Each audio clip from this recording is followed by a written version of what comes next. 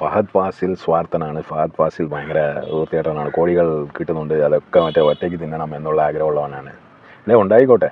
അവൻ ഉണ്ടാക്കുന്നു, അവൻ കഴിക്കുന്നു, അവൻ തിന്നുന്നു, അവൻ തൂറുന്നു. തൂറി നിൻ്റെ മേലിൽ എറിഞ്ഞു കഴിഞ്ഞാൽ നിങ്ങൾക്ക് സംസാരിക്കാം. അല്ലാതെ അവൻ കഴിക്കുന്നു, അവൻ തൂറുന്നു എന്ന് പറയുന്നതിനെ കുറ്റം പറയാൻ നിങ്ങൾക്ക് പറ്റില്ലല്ലോ. അപ്പോൾ അതാണ് സംഭവിച്ചുകൊണ്ടിരിക്കുന്നത്.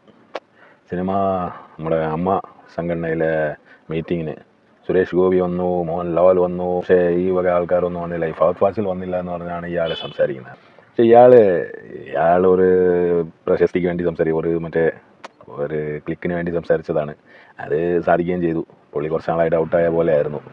ഇപ്പോൾ പുള്ളിയെക്കുറിച്ച് ആൾക്കാർ സംസാരിക്കും. പക്ഷേ ഇത് പാരയാവരുത്. ഇത് ഫഹദ് ഫാസിലും കൂടെ അറിഞ്ഞുകൊണ്ടുള്ള ഇതാണെങ്കിൽ കുഴപ്പമില്ല. അല്ലാതെ നിങ്ങൾ തന്നെ പുള്ളിയെ കളിയാക്കുന്ന രീതിയിൽ, പുള്ളിയെ ആക്ഷേപിക്കുന്ന രീതിയിൽ സംസാരിച്ചതാണെങ്കിൽ ഇത് നിങ്ങൾക്ക് പാരയായിട്ട് മാറും. അതാണ് എനിക്ക് തോന്നുന്നത്. എന്താണേലും നമുക്ക് നോക്കാം അടുത്ത ദിവസങ്ങളിൽ എന്ത് സംഭവിക്കും എന്നുള്ളത്. അമ്മ സംഘടന വളരെ നല്ലതാണ്. ചാരിറ്റി ചെയ്യുന്നത്, ചാരിറ്റി എല്ലാവർക്കും ചെയ്യാൻ പറ്റില്ല എന്നൊക്കെ പറയുന്നത് സത്യമാണ്. ചാരിറ്റി ചെയ്യാനൊരു മനസ്സ് വേണം, അതൊക്കെ സത്യമാണ്. പക്ഷേ ഈ മനസ്സ് കൊണ്ടാണോ അമ്മ സംഘടന കറക്റ്റായിട്ട് ഇപ്പോൾ നടന്നുകൊണ്ടിരിക്കുന്നതെന്ന് എനിക്കറിയില്ല.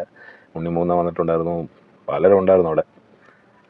അവരെല്ലാവരും കൂടെ കറക്റ്റായിട്ട് സഹായിക്കുന്നുണ്ടോ? ഒരുപാട് സിനിമാക്കാർ ഇങ്ങനെ കാശില്ലാതെ അവരിങ്ങനെ ഹോസ്പിറ്റലിൽ പോകാൻ പോലും കാശില്ലാതെ മരിച്ചു പോകുന്ന സിറ്റുവേഷനൊക്കെ നമ്മൾ കണ്ടാണ്, വാർത്തകളൊക്കെ കണ്ടിട്ടുള്ളതാണ്.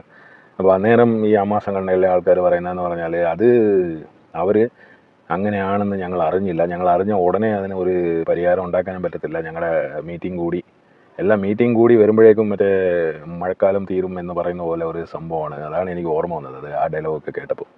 ഇതാണെങ്കിലും അവർ ചെയ്യേണ്ടത് അവർ ചെയ്യുന്നുണ്ട്. ഇതിൽ യുവനടന്മാർ പറഞ്ഞാൽ ഇപ്പോൾ ദുൽഖർ വന്നില്ല, അല്ലെങ്കിൽ പൃഥ്വിരാജ് വന്നെന്ന് തോന്നുന്നു. ഒരുപാട് ആൾക്കാർ വന്നില്ല യുവനടന്മാരിൽ. നിവിൻ പോളി വന്നില്ലെന്ന് തോന്നുന്നു. വിനീത് ശ്രീനിവാസനും ധ്യാൻ ശ്രീനിവാസനൊന്നും വന്നില്ലെന്ന് തോന്നുന്നു. ഇവരൊക്കെയാണല്ലോ യുവനടന്മാർ. പിന്നെ കുറേ ആൾക്കാരുണ്ട് പുതിയ യുവനടന്മാർ.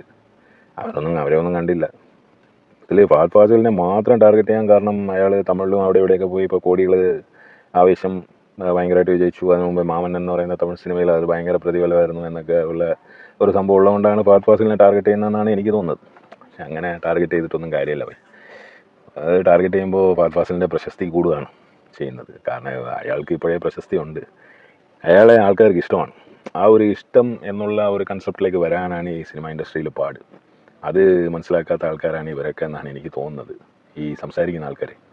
ഇയാളൊന്നും വലിയ രീതിയിലൊന്നും ഇയാളെ കുറച്ചൊക്കെ ഇഷ്ടമായിരുന്നു. പക്ഷെ എന്നാലും ഇയാൾ പറഞ്ഞാൽ ശരിയായില്ല.